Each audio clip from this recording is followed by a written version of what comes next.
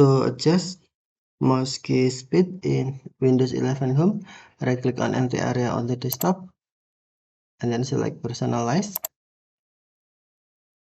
Next, click or tap Accessibility, and then scroll down the screen.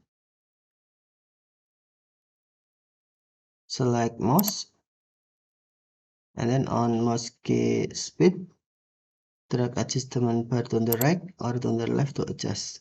Drag to the right to increase or drag to the left to decrease mouse key speed, or tap minus icon.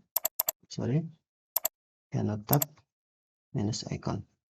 Check how fast the pointer moves when using mouse keys.